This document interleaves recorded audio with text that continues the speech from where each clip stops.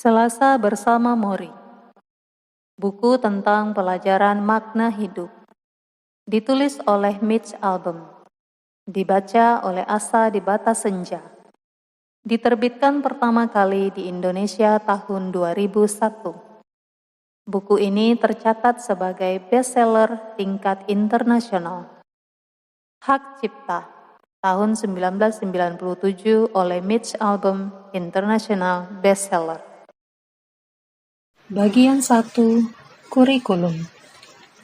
Kuliah terakhir dalam hidup sang profesor yang sudah berusia lanjut itu berlangsung sepekan sekali di rumahnya.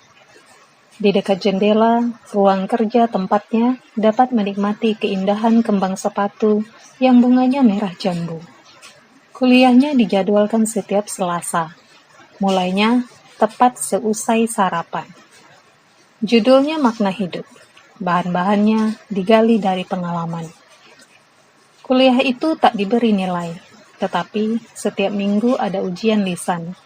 Kita diharapkan dapat menjawab semua pertanyaannya. Begitu pula, kita diharapkan dapat mengajukan pertanyaan. Sesekali, kita juga diwajibkan melakukan pekerjaan fisik, seperti memindahkan letak kepala sang profesor ke tempat yang lebih nyaman pada bantalnya, atau menaruh kacamata pada punggung hidungnya. Memberinya ciuman selamat tinggal bisa mendapat kredit tambahan.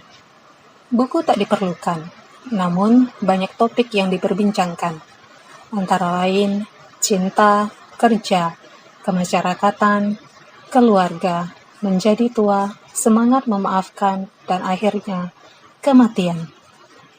Ceramah terakhirnya singkat, cuma beberapa patah kata. Upacara wisuda diganti dengan upacara pemakaman.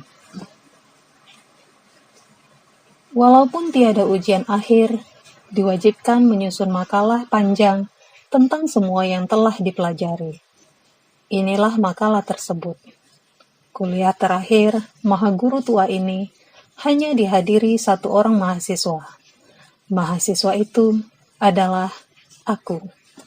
Di penghujung musim semi tahun 1979, pada suatu Sabtu siang yang panas, yang membuat badan terasa lengas, bersama ratusan mahasiswa lain, aku duduk di kursi lipat dari kayu yang dibariskan berjajar di lapangan utama kampus.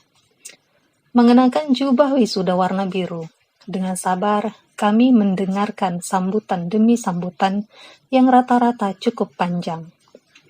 Maka, ketika upacara selesai, serentak kami melemparkan tutup kepala kami ke udara.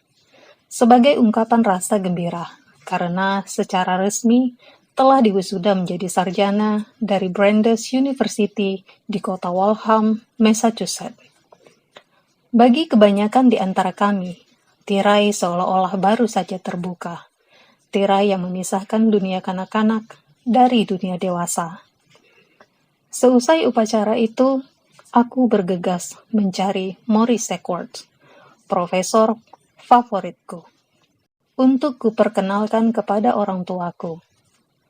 Ia sosok pria berperawakan kecil yang berjalan dengan langkah-langkah pendek, seakan-akan takut bila sebuah angin kencang entah kapan akan menghembusnya ke atas awan. Dalam jubah kebesarannya sebagai seorang maha guru, ia tampak hampir seperti perpaduan antara seorang nabi dan peri Natal. Mata birunya berbinar kehijauan, rambut peraknya yang telah menipis terjurai ke dahi, telinganya besar, hidungnya seperti segitiga, dan alisnya yang lebat telah memutih. Walaupun giginya tidak rata, bahkan gigi bawahnya miring ke belakang, seperti pernah ada yang meninjunya. Sewaktu tersenyum, ia seperti baru mendengar sebuah kelakar paling lucu di dunia. Ia bercerita kepada orang tuaku tentang prestasiku dalam kuliah-kuliahnya. Tuturnya kepada mereka, "Anda punya putra yang berbakat." Aku tersipu dan hanya bisa menunduk dalam-dalam. Sebelum pulang, kuberikan kepadanya sebuah kenang-kenangan. Sebuah tas kantor bertuliskan namanya di bagian depan. tas yang kubeli sehari sebelumnya di pertokoan. Aku tak ingin melupakannya. Mungkin aku juga tak ingin ia melupakanku. Mitch, kau salah satu di antara yang terbaik, ujarnya, sambil mengagumi tas pemberianku. Kemudian dipeluknya aku. Kurasakan lengannya yang kurus melingkar di punggungku. Karena lebih jangkung, aku menjadi kikuk, merasa tua, seolah-olah keadaan terbalik. Aku yang lebih tua dan ia yang menjadi anak.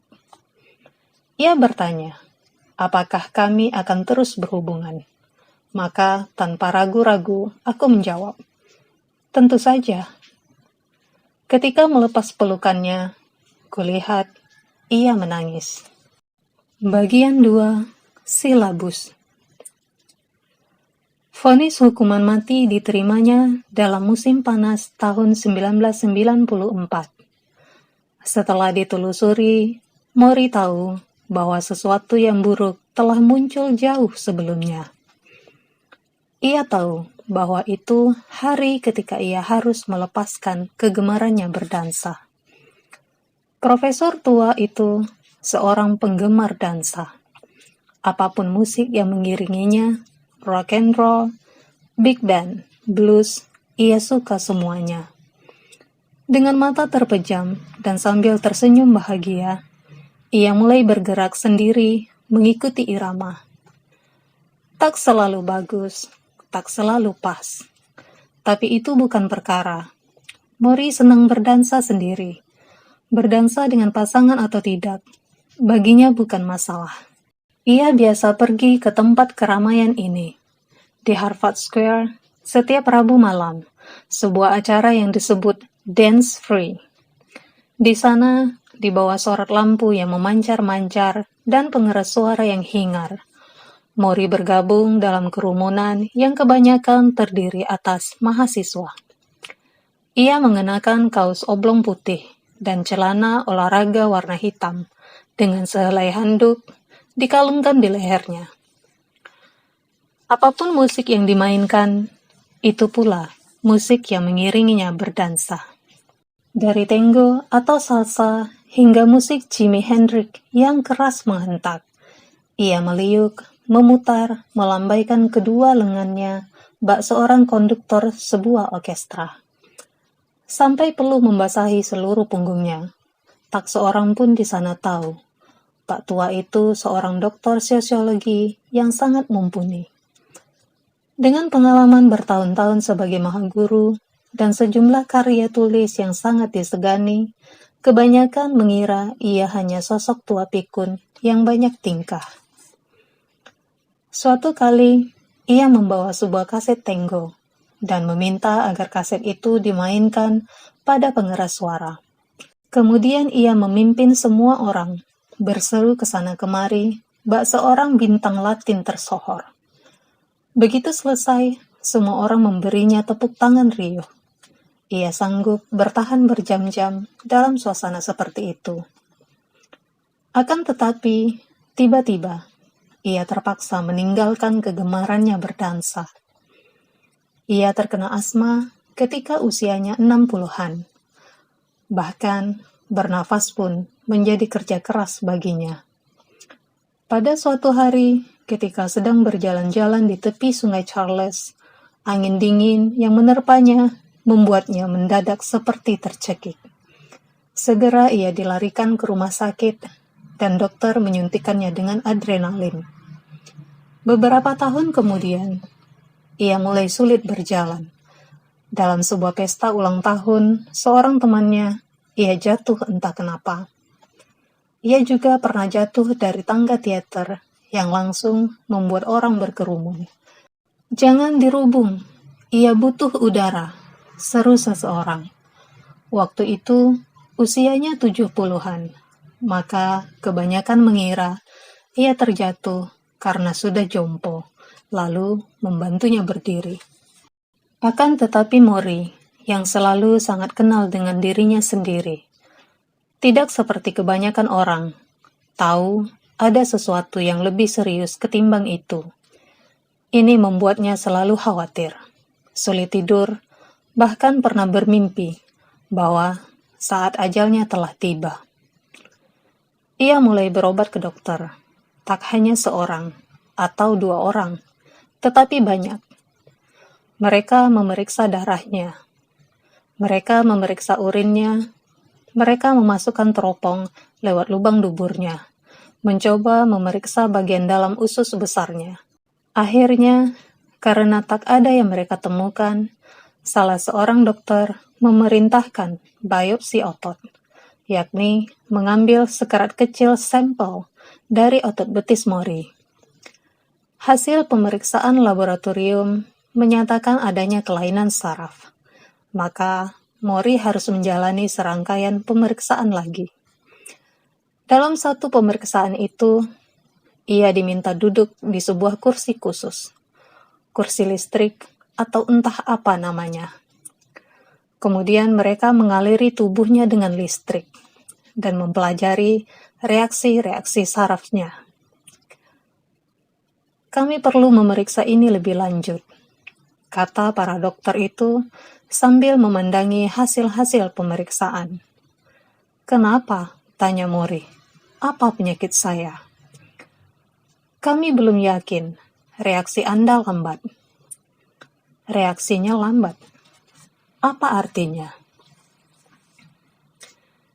Akhirnya, pada suatu siang yang panas dan lengas, di bulan Agustus 1994, Mori dan istrinya Charlotte diminta datang ke kantor sang ahli saraf. Lalu mereka dipersilahkan duduk untuk menenangkan diri, untuk mendengarkan kabar yang akan membuat siapapun terguncang hebat. Mori menderita penyakit Lou Gehrig, sebuah penyakit ganas yang tak kenal ampun yang menyerang sistem saraf. Belum ditemukan obat penyakit ini. Bagaimana saya sampai terserang? Tanya Mori. Belum ada yang tahu. Apakah ini mematikan? Iya. Jadi, tak lama lagi, saya akan mati. Iya, kata dokter. Maaf. Dokter itu menemani Mori dan Charlotte selama hampir 2 jam. Menjawab pertanyaan-pertanyaan mereka dengan sabar. Ketika akan pulang, dokter memberi mereka sejumlah informasi tentang ALS. Dalam brosur-brosur kecil, sepertinya mereka akan membuka rekening bank. Di luar, matahari tetap bersinar terik, dan semua orang tetap asik dengan urusannya masing-masing. Seorang perempuan setengah berlari memasukkan uang receh ke dalam mesin parkir. Seorang perempuan lain berjalan sambil menenteng belanjaan. Dalam benak Charlotte, jutaan pikiran datang dan pergi silih berganti. Berapa lama waktu yang tersisa? Bagaimana cara kami melewatinya? Bagaimana kami akan membiayai semua ini? Sementara itu, sang profesor tertegun ketika menyadari betapa normal suasana di sekeliling mereka. Kenapa dunia tak ikut berhenti? Tak tahukah mereka guncangan yang baru saja aku alami? Akan tetapi, dunia tidak berhenti. Bahkan, tidak peduli sama sekali. Maka, ketika dengan lemas, Mori menghampiri pintu mobilnya, ia merasa seolah-olah sedang jatuh ke dalam sebuah lubang. Apa yang harus kuperbuat? Tanyanya dalam hati. Sementara sang profesor tua mencari jawaban, penyakit itu semakin menggerogotinya. Hari demi hari, minggu demi minggu.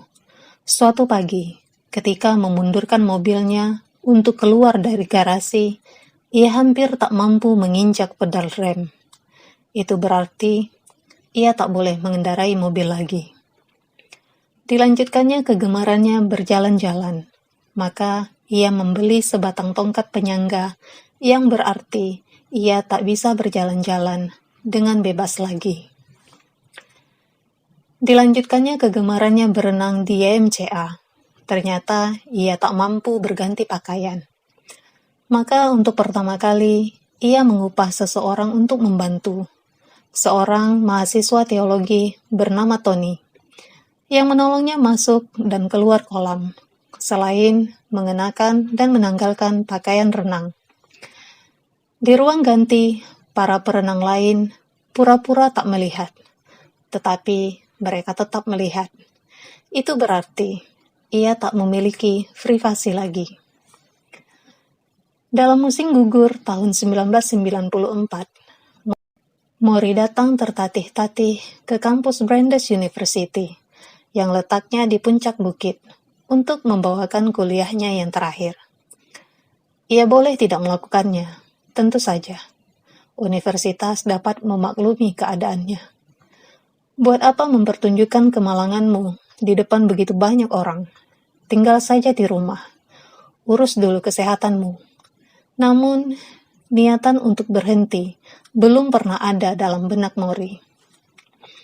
Sebaliknya, dengan susah payah akhirnya ia tiba di kelasnya. Rumahnya selama lebih dari 20 tahun. Karena memakai tongkat, cukup lama baginya untuk sampai ke kursi.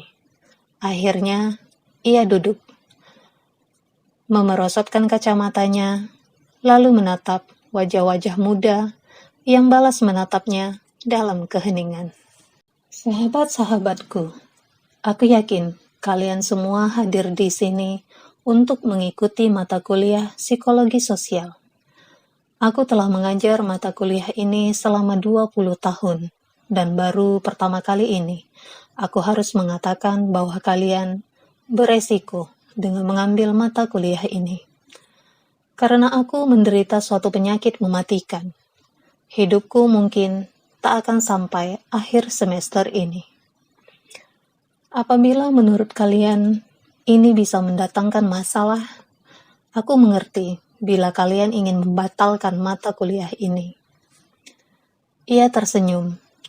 Maka itu berarti ia tak punya rahasia lagi. ALS dapat dipadankan dengan sebatang lilin yang menyala. Api membakar sumbunya, dan yang tersisa hanyalah seonggok lilin. Awalnya sering dimulai dari kaki, terus menjalar ke atas. Kita kehilangan kendali atas otot-otot paha, sampai tidak mampu berdiri lagi. Kita kehilangan kendali atas otot-otot punggung kita, sampai tak mampu duduk tegak lagi. Akhirnya, andai pun masih hidup, kita hanya mampu bernapas lewat sebuah pipa yang ditusukkan ke tenggorokan. Dan meskipun nyawa kita masih ada, kesadaran masih ada, semua itu terkungkung di dalam tubuh lumpuh, yang barangkali hanya mampu berkedip atau berdecap. Seperti manusia beku yang kita saksikan dalam film-film fiksi ilmiah. Belum ada yang bertahan lebih dari 5 tahun sejak pertama kali terjangkit penyakit ini. Menurut dugaan para dokter, Maury paling lama bertahan sampai 2 tahun. Maury sendiri tahu ia takkan selama itu. Namun, profesor tua ini telah mengambil keputusan yang sangat arif. Keputusan yang dibuatnya begitu kesadarannya pulih sekeluar dari kantor dokter dengan pedang teracung di atas kepalanya. Apakah aku akan menyerah dan mati begitu saja? Atau akan memanfaatkan sisa waktuku sebaik-baiknya? Tanyanya kepada diri sendiri. Ia takkan menyerah. Ia tak usah berkecil hati, karena ajal akan segera menjemputnya. Sebaliknya, ia bermaksud menjadikan kematian sebagai proyek yang penghabisan. Pusat perhatiannya selama hari-hari yang masih tersisa. Karena siapapun kelak akan mati, upayanya pasti akan berguna. Betul kan? Ia dapat menjadi objek penelitian itu sendiri. Ia akan menjadi buku berwujud manusia. Belajarlah dari lambat dan perlahannya proses kematianku. Perhatikan apapun yang terjadi padaku. Belajarlah bersamaku. Maury akan menapaki jembatan terakhir yang menghubungkan kehidupan dengan kematian, dan menceritakan pengalamannya selama perjalanan itu. Musim gugur berlalu cepat. Jumlah pil yang harus diminum bertambah banyak, tetapi menjadi sesuatu yang biasa. Perawat datang ke rumah Mori untuk melatih kedua kakinya yang mulai lumpuh, berusaha mengaktifkan kembali otot-ototnya, menekuk-nekuknya ke belakang dan ke depan dengan gerakan seperti memompa air dari sebuah sumur. Ahli pijat datang sekali sepekan, mencoba melemaskan bagian-bagian tubuhnya yang terus terasa kaku. Ia mengundang guru-guru meditasi, maka dengan tekun ia berlatih, memejamkan matanya, memusatkan pikirannya, sampai dunia seolah-olah menciut menjadi hanya sebuah tarikan napas, keluar ke dalam, keluar ke dalam. Pada suatu hari, ketika sedang berjalan dengan bantuan tongkat, ia terjatuh di pinggir jalan. Setelah itu, tongkat diganti dengan sebuah alat bantu berjalan. Karena tubuh yang makin lemah, bolak-balik ke kamar mandi menjadi terlalu melelahkan. Maka, Mori mulai buang air kecil ke dalam sebuah pispot besar. Ia masih mampu membuka celananya sendiri, tetapi harus ada seseorang yang membantu memegangkan pispot. Kebanyakan dari kita akan malu dengan keadaan ini, terutama dalam usia seperti Mori. Akan tetapi Mori tidak seperti kebanyakan kita. Ketika ada teman dekatnya yang berkunjung, ia sering berkata kepada mereka, "Tunggu, aku ingin kencing. Maukah kau menolongku? Apakah kau keberatan?" Anehnya, kami sering tidak keberatan. Sesungguhnya lah, ia senang karena penjenguknya semakin banyak. Ia membuat kelompok-kelompok diskusi tentang kematian. Apa makna sesungguhnya? Mengapa orang selalu takut menghadapinya tanpa perlu memahaminya? Ia berkata kepada teman-temannya bahwa apabila mereka sungguh ingin menolongnya, simpati saja belum cukup. Yang lebih baik adalah bila mereka mengunjunginya, bertelepon dengannya, berbagi masalah yang mereka hadapi, seperti yang selalu mereka lakukan sebelumnya, karena Mori tetap seorang pendengar yang baik. Kendati semua yang dialaminya, suaranya masih keras dan memikat, sementara otaknya syarat dengan jutaan pikiran yang terus bergolak. Ia ingin sekali membuktikan bahwa kata sekarat tidak sinonim dengan tidak berguna. Tahun baru datang silih berganti. Walaupun belum pernah mengatakannya kepada siapapun, Mori tahu bahwa tahun ini akan menjadi tahun terakhir dalam hidupnya. Sekarang ia menggunakan sebuah kursi roda. Ia merasa waktunya tinggal sedikit sekali untuk menyampaikan semua yang ingin dikatakannya kepada semua orang yang dicintainya. Ketika seorang sejawatnya di Brandes meninggal mendadak karena serangan jantung, Mori menyempatkan diri menghadiri pemakamannya. Sepulang dari sana, ia merasa sangat tertekan. Semua tadi sia-sia, keluhnya. Semua orang bicara tentang yang serba indah. Padahal, IRV tidak mendengar sedikit pun. Mori punya gagasan yang lebih baik. Ia menghubungi beberapa temannya melalui telepon. Ia memilih tanggal pertemuan mereka. Maka pada suatu minggu petang yang dingin, beberapa teman dan keluarga dekatnya berkumpul di rumahnya untuk menghadiri sebuah upacara pemakaman. Setiap orang angkat bicara, menyampaikan sepatah dua patah kata kepada sang profesor. Ada yang menangis, ada yang tertawa, ada yang membacakan puisi. Saudaraku yang terkasih dan tersayang, hatimu senantiasa muda. Dalam perjalananmu menembus waktu, lapis demi lapis, hatimu tetap selembut sutra. Mori menangis dan tertawa bersama mereka. Dan apapun perasaan yang belum pernah kita ungkapkan kepada orang-orang yang kita sayangi, semua diungkapkan oleh Mori pada hari itu. Upacara pemakamannya sangat berhasil. Namun, Mori belum meninggal. Sesungguhnya lah, bagian yang paling istimewa dalam hidupnya justru baru mulai tersingkap. Bagian 3. Sang Mahasiswa.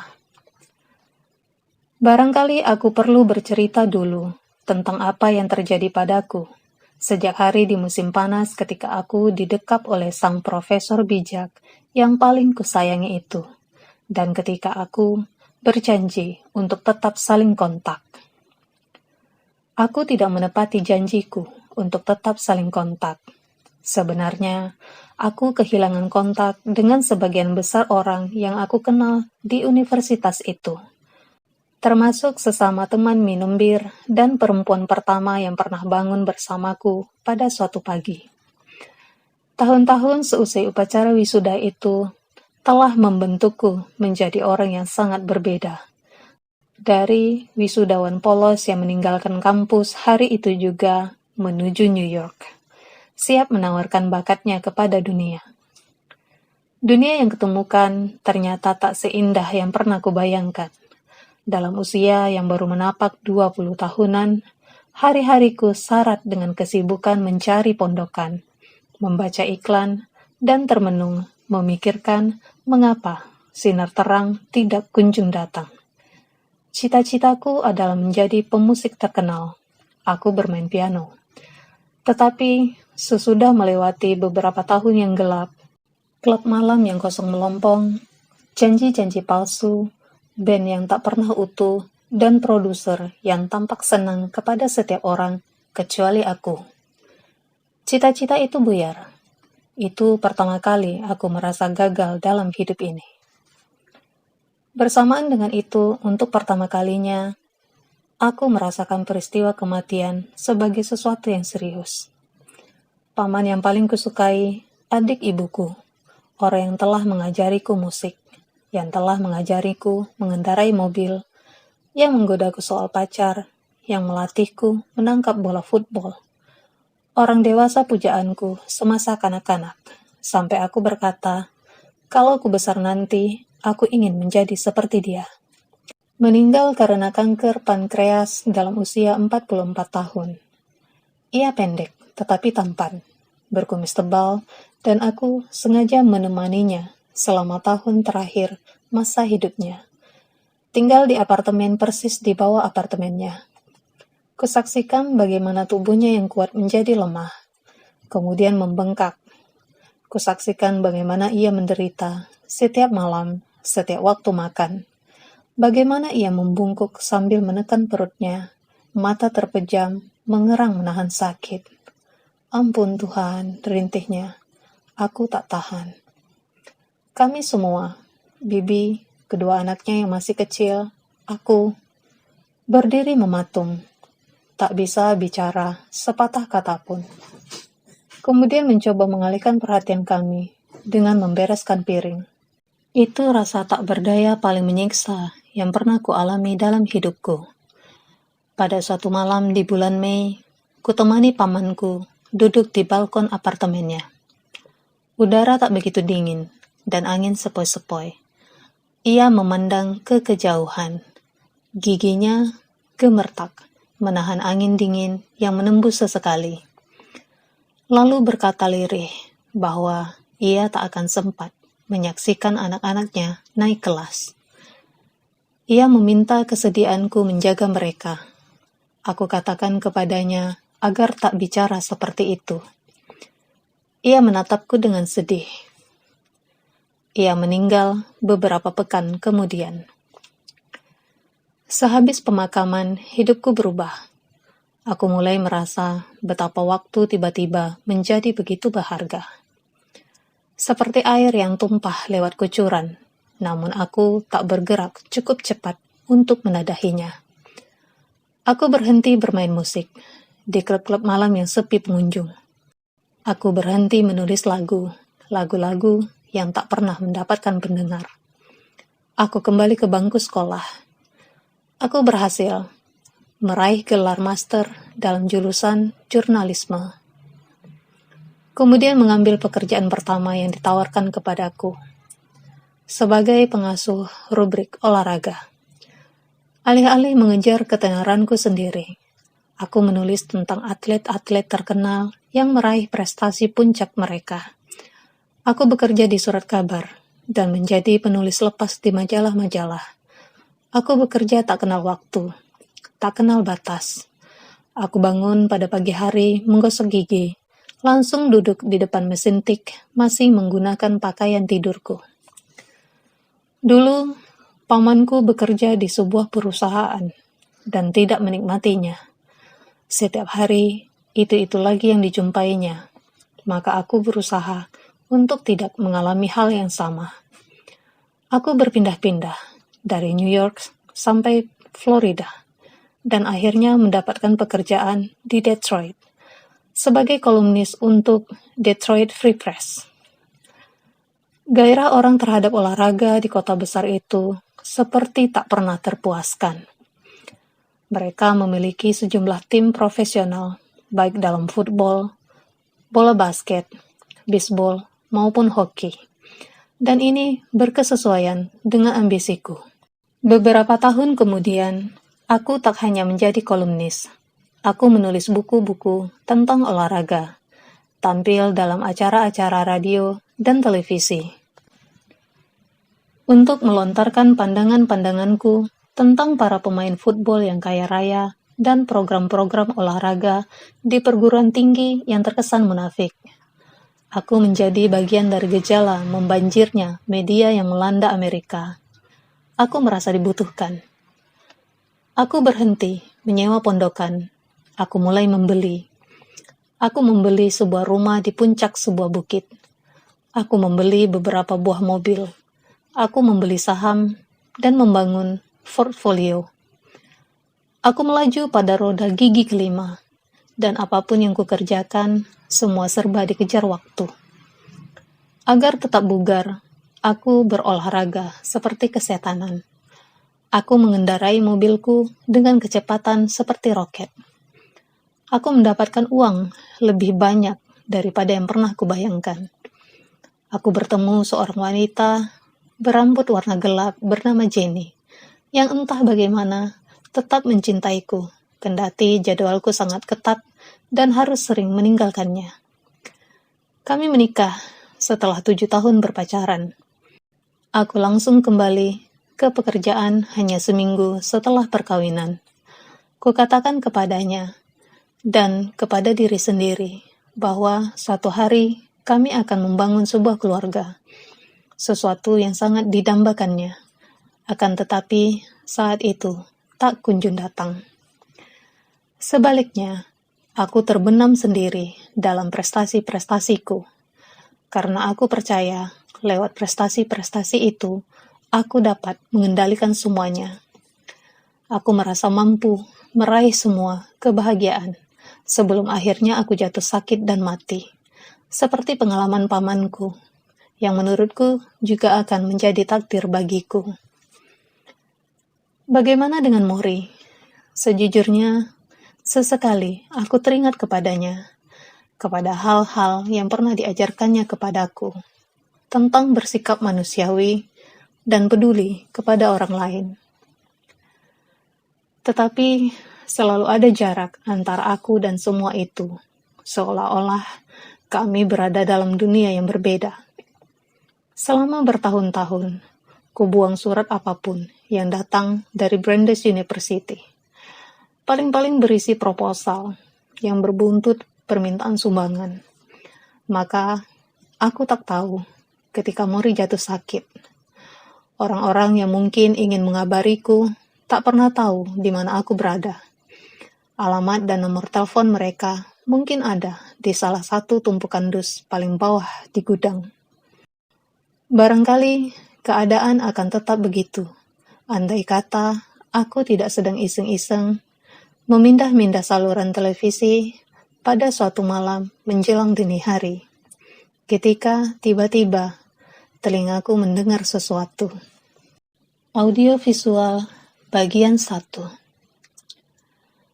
Pada bulan Maret tahun 1995, sebuah limusin yang membawa Ted Koppel, pembawa acara Nightline dari ABC TV, berhenti di bahu jalan yang tertutup salju di depan rumah Maury di West Newton, Massachusetts. Waktu itu Maury sudah harus menggunakan kursi roda hampir seharian dan membiasakan diri didampingi pembantu untuk mengangkat tubuhnya, seperti memindahkan sebuah karung berat dari kursi ke pembaringan dan dari pembaringan ke kursi. Ia mulai sering tersedak sewaktu makan, dan mengunyah menjadi pekerjaan berat baginya. Kakinya lumpuh total. Ia tak akan pernah berjalan lagi. Namun ia pantang menyerah. Bahkan sebaliknya, gagasan demi gagasan bermunculan dari kepalanya. Ia mencatat semua buah pikirannya dalam buku, di permukaan amplop, di sampul map, atau di secari kertas. Ia menulis untayan-untayan kecil ungkapan filosofis tentang hidup di bawah bayang-bayang kematian. Terima apapun yang sanggup kau kerjakan, dan apapun yang tak sanggup kau kerjakan. Terimalah masa lalu sebagai masa lalu, tak usah menyangkal atau menyingkirkannya. Belajarlah memaafkan diri sendiri dan memaafkan orang lain. Tak ada istilah terlambat untuk mulai. Dalam waktu tidak terlalu lama, ia telah menghasilkan lebih dari 50 kata-kata bijak yang diperlihatkannya kepada teman-temannya. Salah seorang teman, sesama dosen di Brandeis University, bernama Maurice Stern, terkesan sekali dengan kata-kata mutiara tersebut dan mengirimkannya ke Boston Globe, yang selanjutnya menampilkan sebuah artikel panjang tentang Maury. Judulnya adalah Kuliah Akhir Seorang Profesor, Kematiannya Sendiri. Artikel itu menarik perhatian seorang produser yang menangani acara televisi Nightline, dan dengan segera membawanya kepada Koppel di Washington DC. Lihat ini, kata sang produser.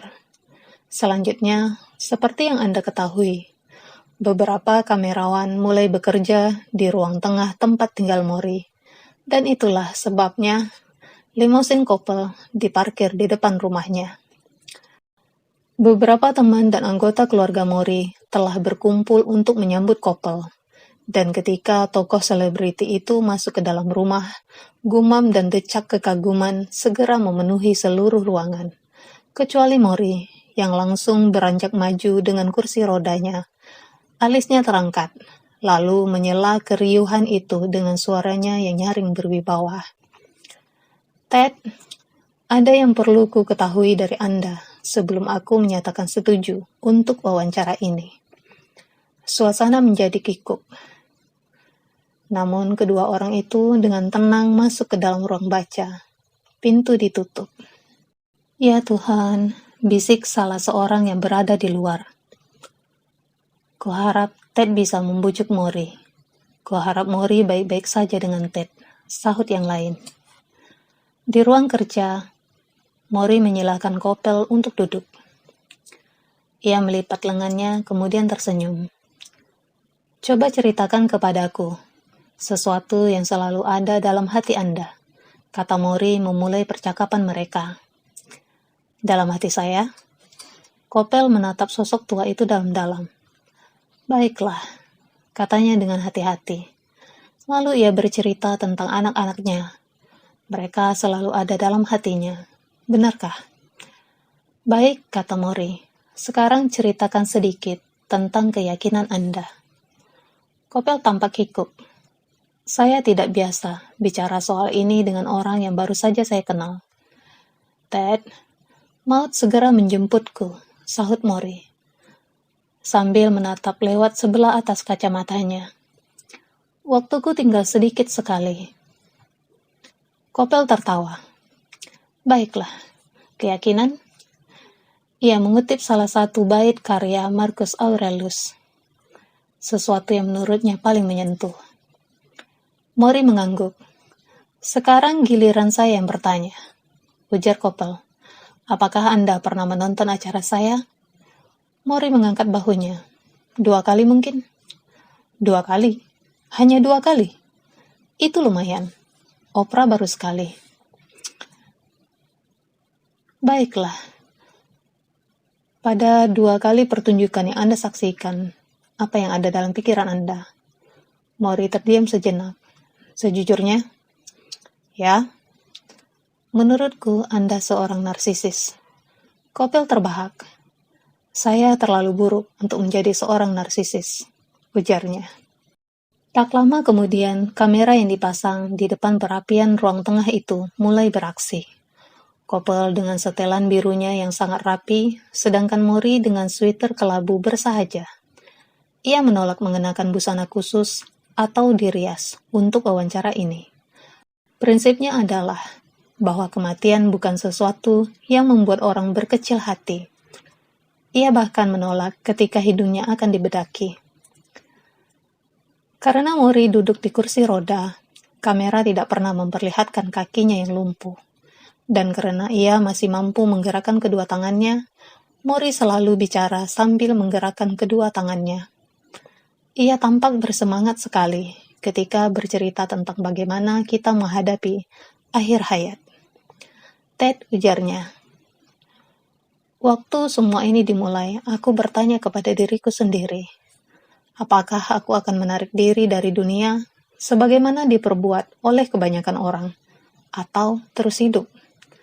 Aku memutuskan untuk terus hidup, dan setidaknya mencoba untuk terus hidup, dengan cara yang aku inginkan, secara bermartabat, dengan keberanian, dengan rasa humor, dan mantap. Betul. Ada kalanya aku menangis, berduka atas penderitaanku sendiri. Ada kalanya aku begitu marah dan kecewa. Akan tetapi itu tidak terlalu lama. Aku segera bangun dan berseru, aku ingin hidup. Sejauh ini aku mampu. Apakah aku akan terus mampu? Aku tidak tahu. Tapi aku berani bertaruh bahwa aku mampu. Kopel tampak sangat terkesan dengan penuturan Mori. Ia bertanya tentang sikap rendah hatinya karena menghadapi proses kematian. Betul, Fred, kata Mori tak sengaja. Kemudian dengan cepat ia membetulkan, maksudku, Ted. Itu contoh sikap rendah hati, sahut Kopel sambil tertawa. Keduanya berbincang tentang apa yang terjadi selewat kematian. Mereka bicara tentang bagaimana Mori semakin bergantung kepada orang lain. Untuk makan, duduk, dan pindah dari satu tempat ke tempat lain. Ia telah memerlukan bantuan orang lain. Kopel bertanya, apakah Mori takut pada betapa lambat dan menyiksanya proses kematian yang tengah ia hadapi. Mori terdiam sejenak. Ia ragu apakah ia boleh memberikan jawaban yang apa adanya dalam tayangan televisi itu. Kopel menyatakan tidak keberatan. Mori menatap tajam ke arah pewawancara paling terkenal di Amerika itu. Begini, Ted, entah kapan, dalam waktu tidak terlalu lama, mungkin harus ada seseorang yang mencebokiku. Acara tersebut ditayangkan pada hari Jumat malam. Pertunjukan dimulai dengan penampilan Ted Koppel dari belakang meja kerjanya di Washington. Dengan suaranya yang menggelegar berwibawa. Siapakah Morris Edwards? Katanya.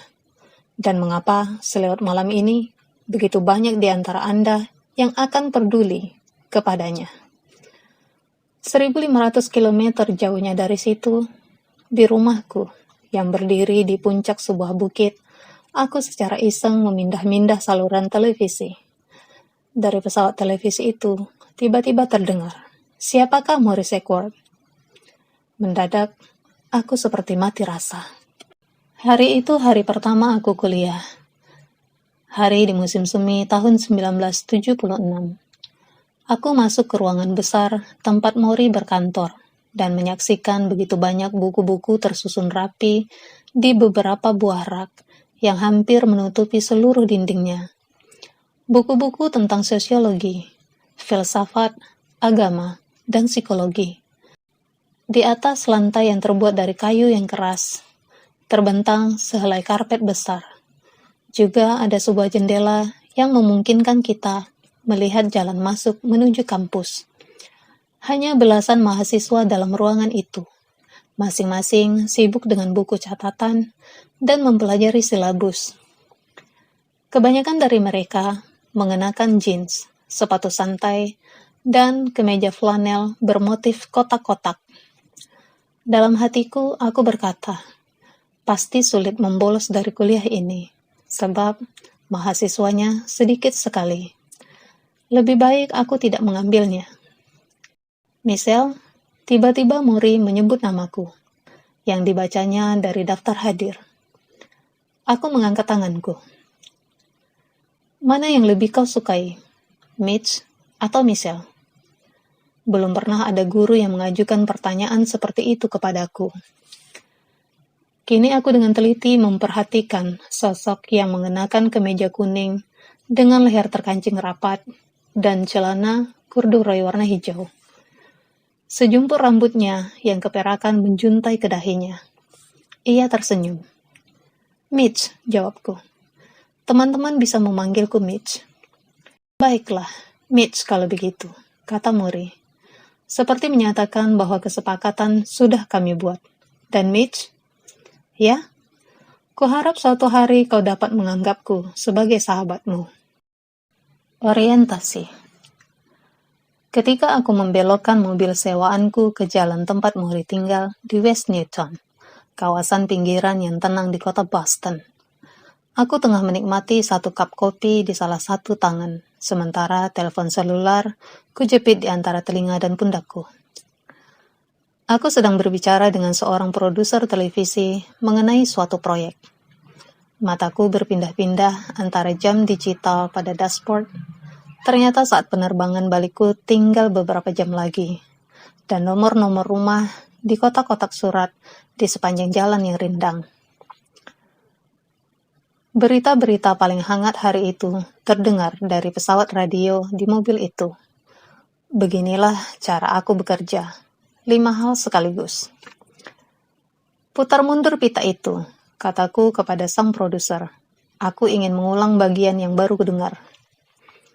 Baiklah, sahutnya. Tunggu sebentar. Tiba-tiba, aku telah berada di depan rumahnya.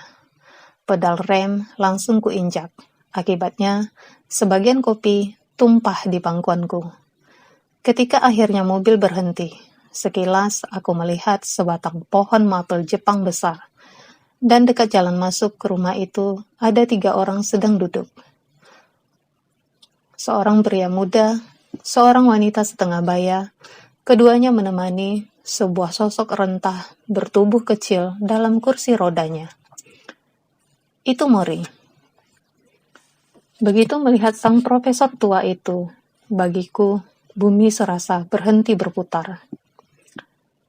Halo, kudengar suara produser pada telepon selularku. Di mana Anda? Telah 16 tahun aku tak melihatnya. Rambutnya semakin tipis, hampir putih, dan wajahnya tampak kurus. Mendadak aku merasa tak siap dengan reuni ini. Karena satu hal, aku sedang bertelepon, dan kuharap ia tidak memperhatikan kedatanganku. Sehingga aku dapat memutar satu blok perumahan itu beberapa kali, sampai urusan bisnisku beres, dan aku siap secara mental. Akan tetapi Mori, orang yang pernah kukenal dengan baik sekali, namun sekarang hanya seorang pria tua lumpuh, telah tersenyum ke arah mobilku, kedua tangannya di pangkuan, berharap aku segera keluar dari mobil. Hei, seru produser itu lagi. Anda masih mendengarkan? Demi kebersamaan yang pernah kami jalani, demi keramahan dan kesabaran yang pernah ditunjukkan oleh Mori kepadaku ketika aku masih muda, seharusnya aku menunda pembicaraan telepon itu dan segera keluar dari mobil, lalu berlari dan mendekapnya erat-erat. Nyatanya, aku mematikan mesin kemudian membungkuk, pura-pura mencari sesuatu. Ya, aku di sini, bisikku ke dalam telepon. dan melanjutkan pembicaraanku dengan sang produser televisi sampai selesai. Aku merasa telah berbuat yang paling baik. Aku tetap menjalankan tugas pekerjaanku, kendati mantan profesorku yang sedang sekarat menungguku di depan rumahnya. Aku tak bangga karena melakukannya, tetapi itulah yang telah kuperbuat. Sekarang 5 menit kemudian, barulah Mori dapat mendekapku. Rambutnya yang menipis menggesek pipiku. Aku berbohong kepadanya bahwa tadi aku harus mencari kunci. Itu sebabnya aku lama di dalam mobil. Kemudian aku merengkuhnya lebih kencang. Seolah-olah dengan demikian, aku dapat menyembunyikan kebohonganku. Walaupun matahari musim semi memancarkan kehangatannya, ia mengenakan baju hangat dan kakinya ditutupi dengan selimut. Tubuhnya berbau agak asam, tetapi orang yang sedang menjalani pengobatan sudah biasa demikian. Dengan wajah menempel rapat ke wajahku, aku dapat mendengar deru nafasnya yang berat di telingaku. "Sahabatku," bisiknya, "akhirnya kau datang juga." Ia mengguncang-guncang tubuhku, seperti tak ingin melepaskanku. Tangannya meraih sikuku ketika aku membungkuk di atasnya. Aku terkejut dengan keakraban yang ditunjukkannya kepadaku, meskipun telah berpisah sekian lama. Tapi kemudian, karena dinding batu yang telah kubangun untuk memisahkan masa sekarang dan masa silam, aku telah melupakan betapa kami pernah akrab sekali. Aku teringat hari wisudaku, tas kantor yang kuberikan sebagai kenang-kenangan. Air matanya pada saat kami berpisah, maka aku menyesal karena dari lubuk hati yang paling dalam, aku tahu bahwa aku bukan lagi mahasiswa yang baik dan berbakat seperti dalam kenangannya. Aku hanya berharap bahwa dalam beberapa jam mendatang, aku dapat mengelabuinya. Di dalam rumah, kami duduk di sebuah meja dari kayu walnut di ruang makan, dekat sebuah jendela yang menghadirkan pemandangan ke rumah tetangga. Mori sibuk dengan kursi rodanya, mencari posisi yang paling nyaman. Sebagaimana kebiasaannya, ia ingin menjamuku makan, dan aku menyatakan tidak keberatan.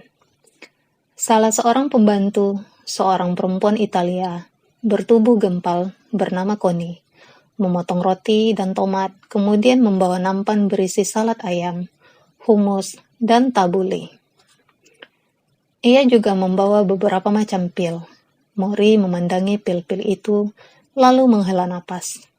Matanya lebih cekung daripada yang pernah kuingat, dan tulang pipinya semakin menonjol. Ini menjadikan tampangnya lebih tua dan tidak ramah. Sampai saat ia tersenyum, tentu saja, karena pipinya menjadi seperti tirai jendela yang dibuka.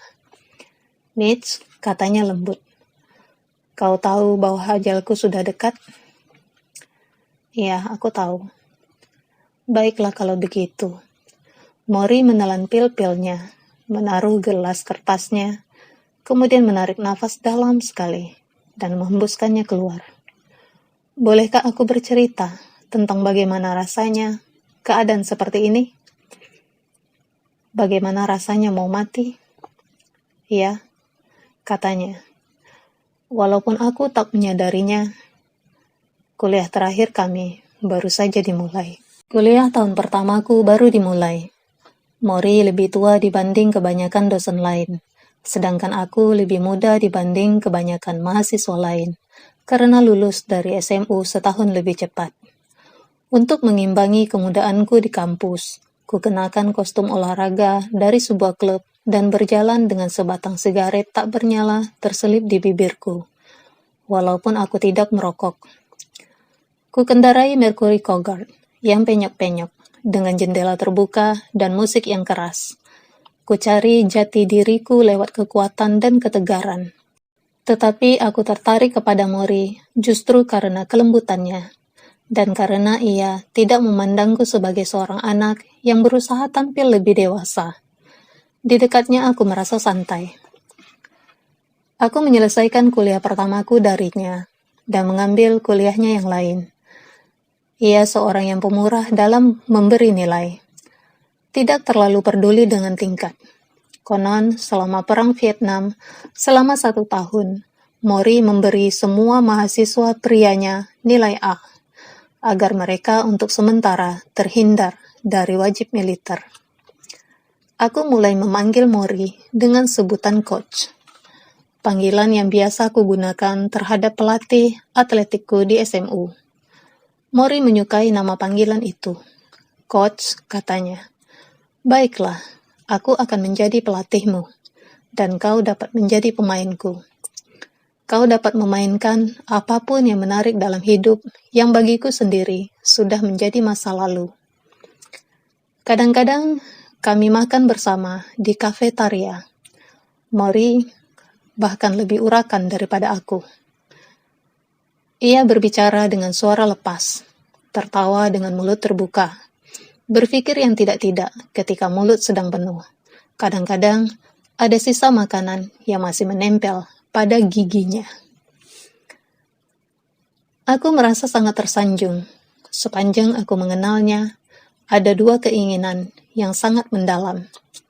Memeluknya dan memberinya sehelai kain pengusap mulut. Ruang kuliah. Matahari menyorotkan cahayanya melalui jendela ruang makan, menerangi lantainya yang terbuat dari kayu keras. Kami telah berbincang di sana selama hampir 2 jam. Telepon berdering untuk kesekian kalinya, dan Mori meminta pembantunya Connie mengangkatnya. Perempuan itu mencatat nama si penelpon dalam sebuah buku catatan kecil berwarna hitam yang memuat jadwal kegiatan Mori.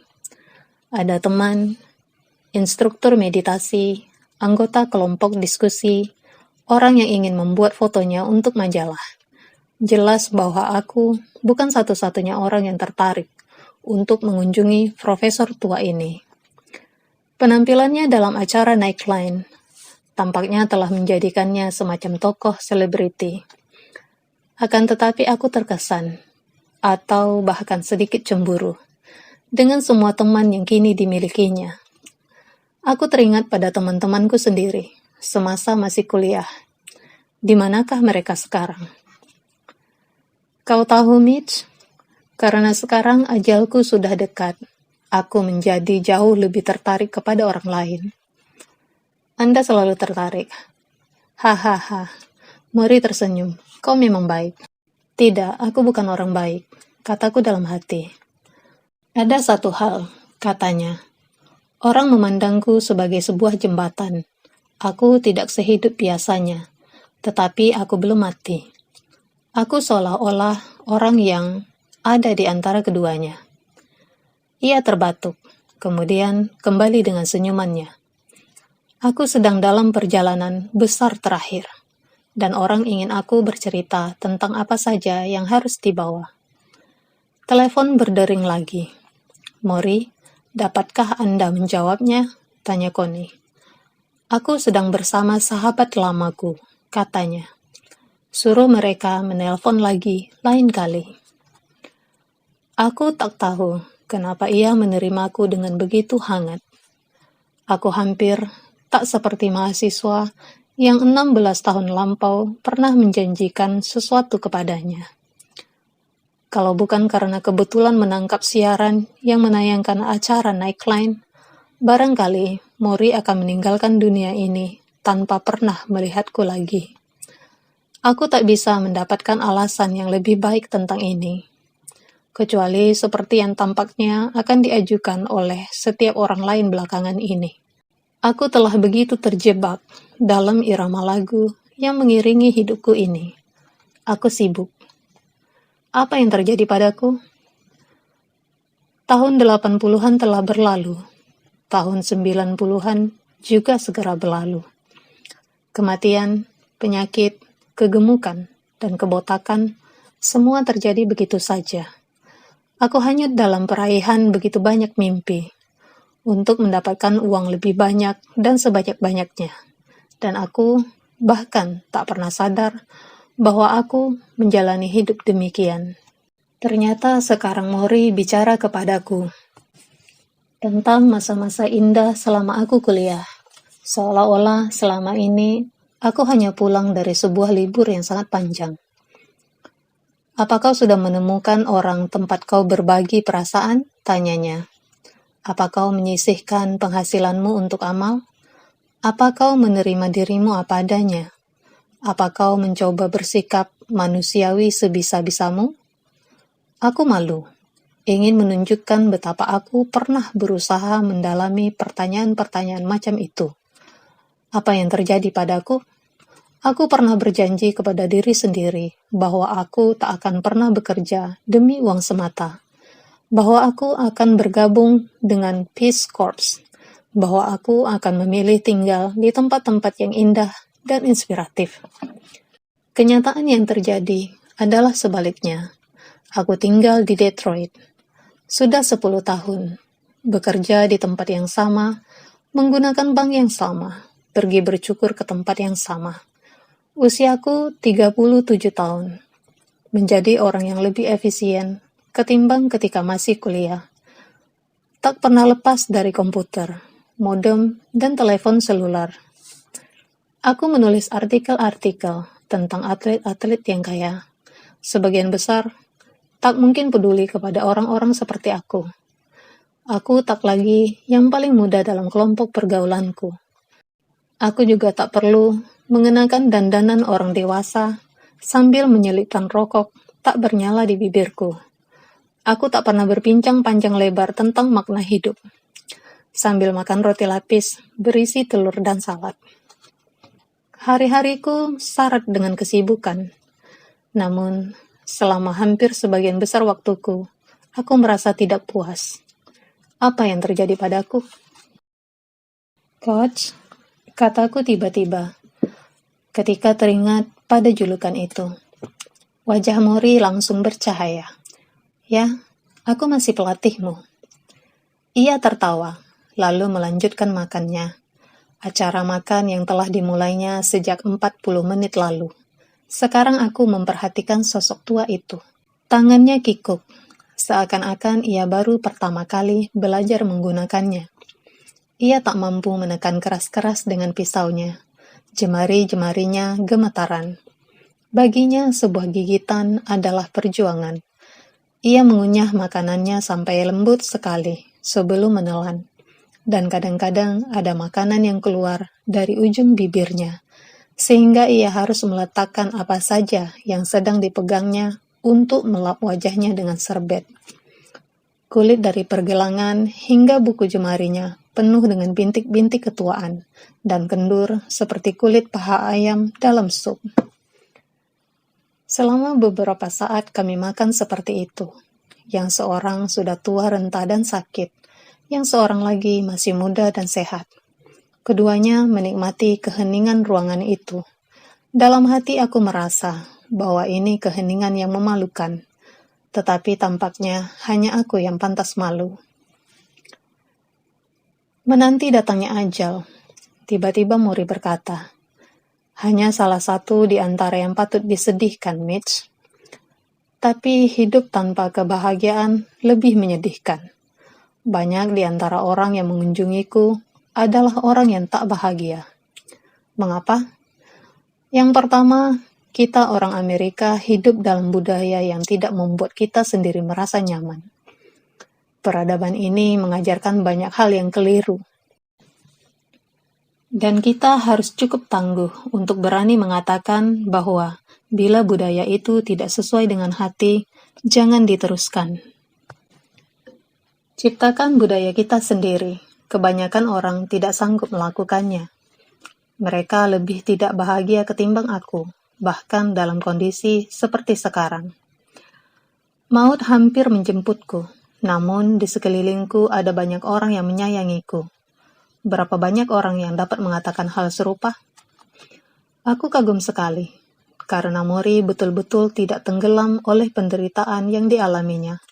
Ia tak lagi mampu berdansa, berenang, mandi, bahkan berjalan. Mori yang tak lagi mampu membukakan pintu rumahnya sendiri, mengeringkan tubuhnya sendiri sehabis mandi, atau bahkan untuk berguling di tempat tidur. Bagaimana mungkin ia sepasrah itu? Aku menyaksikan betapa sulit baginya ketika harus memakai garpu untuk menusuk sekarat tomat. Sering 3 atau 4 kali baru berhasil. Sebuah pemandangan yang mengenaskan, namun aku tak dapat menyangkal bahwa berada di dekatnya membuat aku merasa tentram, senyaman ketika aku masih menjadi mahasiswanya. Aku melirik arlojiku, sudah kebiasaan, sudah terlambat untuk mengejar penerbangan pulang yang telah kupesan. Maka aku pikir, aku harus menghubungi agen perjalanan untuk mengambil penerbangan berikutnya. Tiba-tiba Mori mengatakan sesuatu yang menghantuiku hingga hari ini. "Tahukah kau bagaimana aku akan mati?" tanyanya. Aku menaikkan alisku. Aku akan mati karena kekurangan oksigen. Betul, paru-paruku, karena asma yang kuderita, tak akan tahan terhadap penyakit ini. ALS terus bergerak ke atas. Sekarang kakiku sudah kena. Tak lama lagi akan mencapai lengan dan tangan.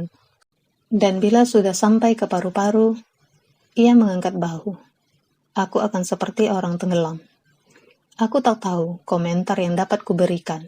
Maka aku berkata, "Tapi Anda tidak tahu. Maksudku, kita tidak pernah tahu apa yang akan terjadi." Mori memejamkan matanya. "Aku tahu, Mitch. Kau tak usah mencemaskan kematianku. Aku telah mengalami hidup yang baik, dan kita semua tahu bahwa saat itu akan tiba. Aku mungkin hanya bertahan sampai 4 atau 5 bulan lagi." "Sudahlah," kataku dengan gugup. "Tak ada yang dapat menebak." "Aku dapat," potongnya dengan lembut.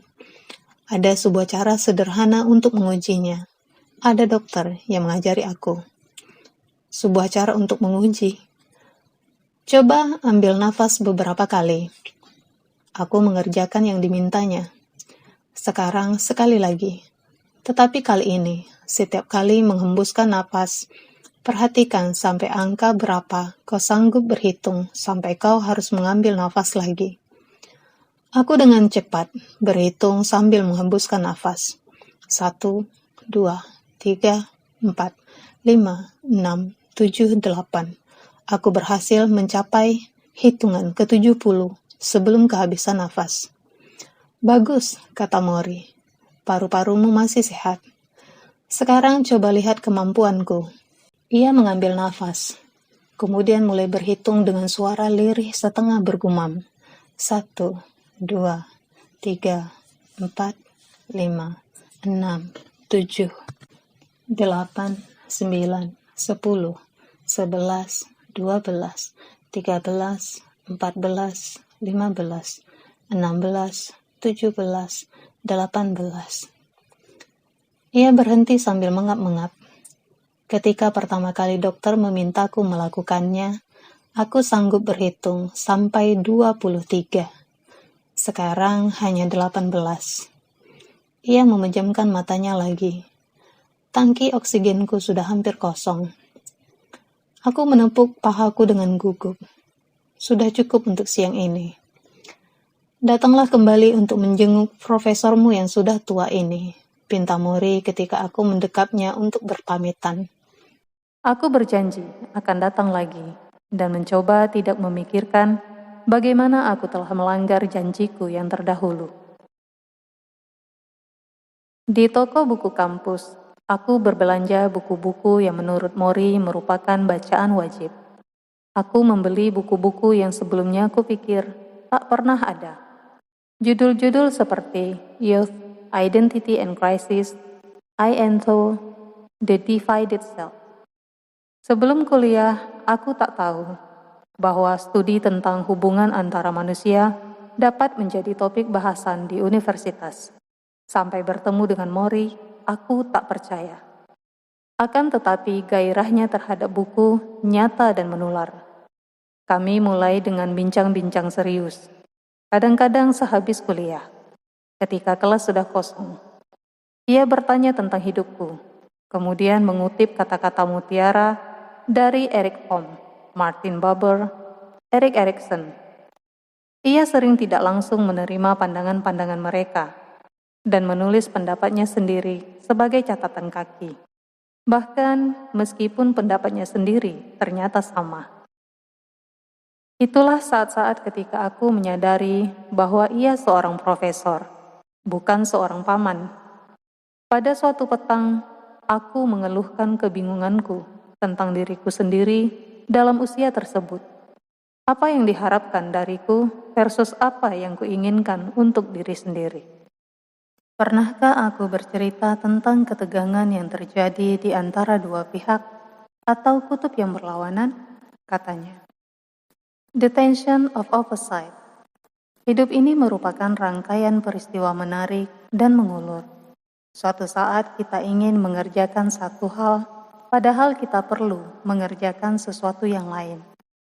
Ada sesuatu yang membuat kita sakit, namun kita tahu bahwa seharusnya tidak demikian. Kita menerima hal-hal tertentu secara begitu saja. Bahkan meskipun kita tahu bahwa seharusnya kita tidak pernah menikmati sesuatu secara cuma-cuma. Tension of opposite mungkin seperti ketika kita menarik sebuah karet gelang dan kebanyakan kita berada di suatu tempat di tengahnya. Seperti pertandingan gulat, kataku.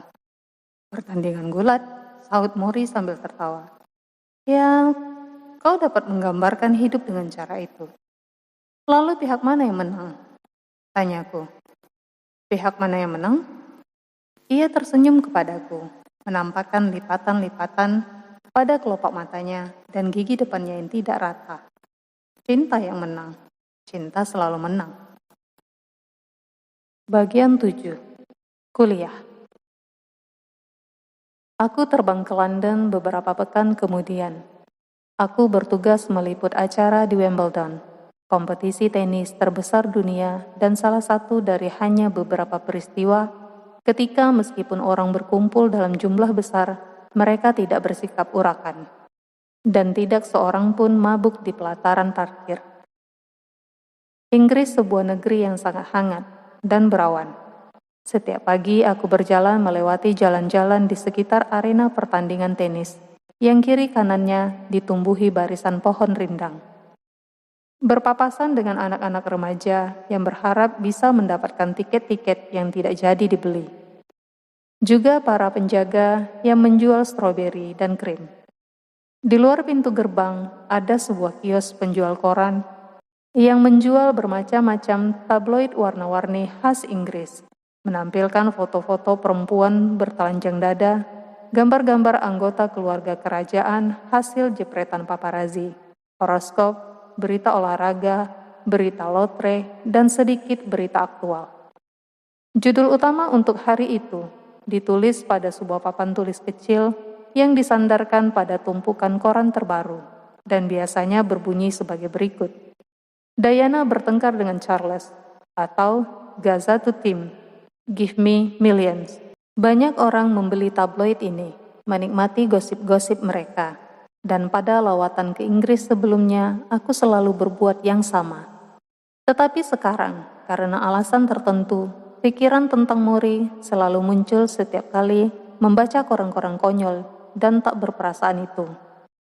Aku terus mengingatnya, rumahnya yang ditumbuhi sebatang pohon mapel Jepang dan lantainya dari kayu keras. Aku teringat ketika ia mengukur kemampuan bernafasnya dan karena itu bertekad memanfaatkan sisa waktunya bersama orang-orang yang disayanginya. Sementara aku menghabiskan begitu banyak waktu pada hal-hal yang tak jelas, tidak berarti apapun bagiku secara pribadi. Bintang-bintang film supermodel, desas-desus terbaru tentang Putri Diana, atau Madonna, atau John F. Kennedy. Entah bagaimana aku mulai iri dengan betapa jauh berharga waktu-waktu yang dilewati oleh Mori, meskipun jatah yang tersedia baginya terus berkurang. Mengapa kita harus pusing dengan semua hal yang hanya mengalihkan perhatian ini ketika kembali ke Amerika Serikat? Pengadilan O.J. Simpson tengah digelar, dan ada orang yang sampai melupakan makan siang mereka untuk menyaksikan acara itu di televisi, kemudian merekam sisanya supaya mereka dapat menontonnya di malam hari. Mereka tidak kenal O.J. Simpson. Mereka tidak kenal siapapun yang terlibat dalam kasus itu.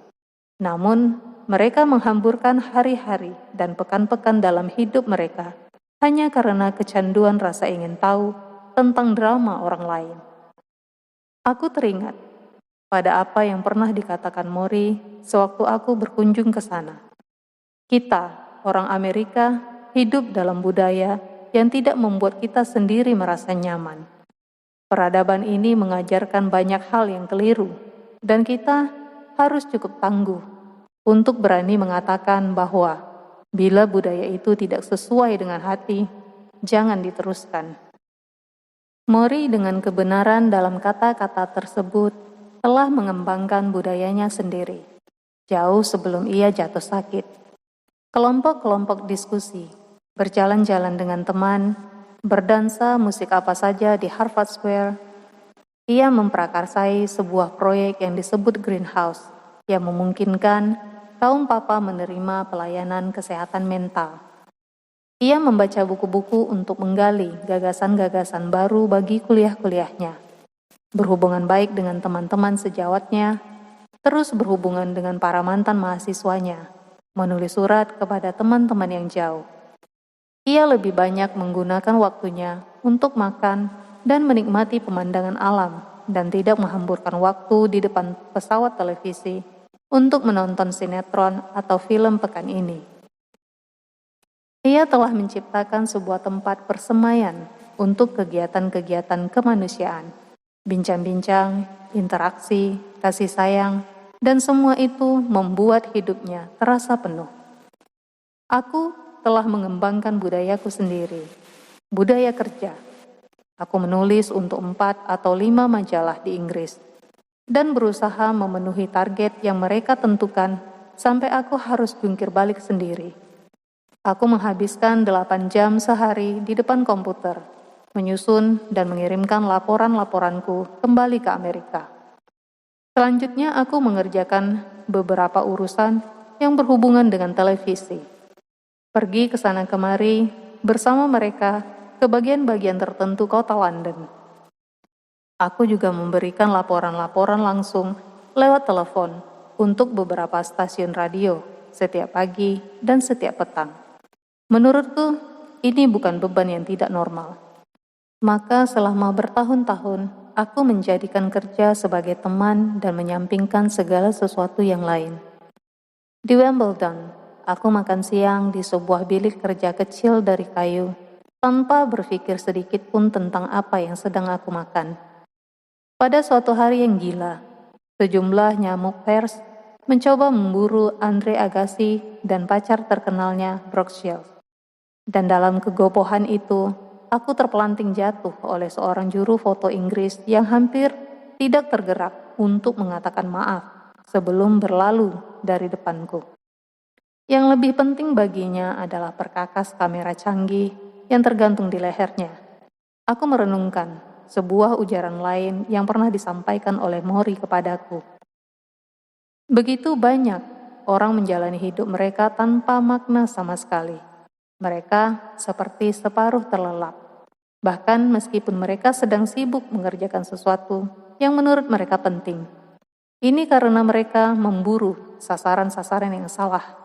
Satu-satunya cara agar hidup ini menjadi bermakna adalah mengabdikan diri untuk menyayangi orang lain, mengabdikan diri bagi masyarakat di sekitar kita, dan mengabdikan diri untuk menciptakan sesuatu yang memberi kita tujuan serta makna. Aku tahu bahwa ia benar, kendati aku tidak langsung berbuat sesuatu untuk itu. Pada akhir turnamen dan setelah entah berapa cangkir kopi yang kuteguk selama acara itu, aku menutup komputerku, membereskan bilik kerjaku, dan pulang ke apartemen untuk berkemas. Hari sudah larut malam, siaran televisi sudah tutup semua. Aku terbang ke Detroit, tiba di sana menjelang senja. Dan karena kecapean, sesampai di rumah aku langsung terlelap. Aku terbangun dengan sebuah kabar yang sangat mengejutkan. Serikat buruh di surat kabar tempatku bekerja melakukan mogok kerja. Kantor ditutup. Jalan masuk dihalangi oleh para pengunjuk rasa. Sebagian yang lain berbaris dan bernyanyi di sepanjang jalan dekat situ. Sebagai salah seorang anggota serikat buruh, aku tidak punya pilihan. Aku tiba-tiba dan untuk pertama kali dalam hidup tidak punya pekerjaan, tak akan menerima gaji, dan berada dalam posisi berseberangan dengan para pemilik perusahaan. Para pengurus serikat buruh menelpon ke rumahku dan mengingatkanku untuk tidak berhubungan dengan para mantan editorku. Banyak di antara mereka adalah teman-temanku, dan menyuruh aku memutus hubungan jika mereka mencoba menelpon untuk mengungkapkan masalah mereka. Kita akan berjuang sampai menang, ujar pengurus serikat buruh itu dengan gaya seorang pejuang. Yang kurasakan adalah bingung dan tertekan. Walaupun televisi dan radio memberikan imbalan tambahan yang lumayan, surat kabar merupakan inti hidupku, oksigenku. Setiap kali aku melihat tulisanku dimuat, paling tidak aku tahu bahwa saat itu aku masih hidup. Sekarang semuanya berlalu, dan ketika pemogokan berlanjut 1 hari, 2 hari, 3 hari, beredar desas-desus bahwa keadaan itu dapat berkembang menjadi berbulan-bulan. Bagiku, segala sesuatu terasa jungkir balik. Banyak peristiwa olahraga yang semestinya dapat kuliput, namun aku memilih tetap di rumah menonton televisi. Semula aku terbiasa dengan pikiran bahwa pembaca sangat membutuhkan aku. Aku tertegun, menyaksikan betapa mudah segala sesuatu berlanjut, meski tanpa aku. Setelah sepekan dalam kegalauan ini, aku mengangkat telepon dan memutar nomor Mori. Poni membawa Mori ke telepon. "Kau akan datang kemari," katanya. Lebih sebagai sebuah pernyataan ketimbang pertanyaan. Bisa tidak aku? Bagaimana kalau Selasa? Selasa rasanya bisa, kataku. Selasa pasti bisa. Pada tahun kedua kuliahku, aku mengambil 2 lagi mata kuliah yang diajarkan olehnya. Kami berhubungan tidak hanya di kelas, selama jam-jam kuliah resmi, tetapi juga di tempat-tempat lain untuk berbincang-bincang. Aku belum pernah melakukannya dengan orang dewasa yang bukan anggota keluarga. Namun aku merasa nyaman setiap kali berada bersama Mori. Dan tampaknya ia juga merasa nyaman menghabiskan waktunya bersama aku. "Pergi kemana kita hari ini?" tanyanya dengan ceria ketika aku masuk ke ruang kerjanya. Pada musim semi, kami duduk di bawah kerindangan sebuah pohon di luar gedung Fakultas Sosiologi. Dan pada musim dingin, kami duduk di atas meja kerjanya. Aku dengan kostum olahraga yang kedodoran dan sepatu lari Adidas, sedangkan Mori dengan sepatu Rockport dan celana corduroynya. Setiap kali kami berbincang, ia lebih banyak mendengarkan ketika aku bicara apa saja dengan santai. Baru kemudian ia mencoba menyisipkan beberapa pelajaran nyata dari hidup ini. Ia mengingatkan aku bahwa uang bukan hal yang paling penting, berlawanan dengan pandangan populer di kampus itu. Ia berkata bahwa aku perlu bersikap sebagai manusia seutuhnya.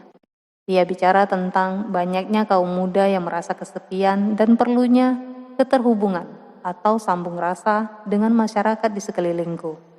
Sebagian petuah-petuahnya sanggup aku mengerti, sebagian lagi belum. Namun apa bedanya bagiku? Perbincangan-perbincangan itu memungkinkan aku bisa secara bebas dengannya. Percakapan antara orang tua dan anak yang tidak dapat kulakukan bersama ayahku sendiri, yang ingin agar aku menjadi ahli hukum. Mori tidak suka pada ahli hukum. "Apa yang akan kau kerjakan selepas dari sekolah ini?" tanyanya. "Aku ingin menjadi musisi," jawabku. "Main piano." "Bagus sekali," komentarnya. "Tapi itu tidak mudah." "Ya, banyak rintangan yang harus dihadapi." Itu yang telah aku dengar. Selain itu, katanya, kalau kau sungguh menginginkannya, kau akan membuat impian itu terwujud. Aku ingin memeluknya, berterima kasih karena mengatakannya, tetapi aku tidak seterbuka itu. Aku hanya mengangguk. Aku yakin kau akan main piano dengan semangat yang menggebu-gebu, katanya. Aku tertawa. Semangat? Ia membalas. Semangat? Apa yang aneh?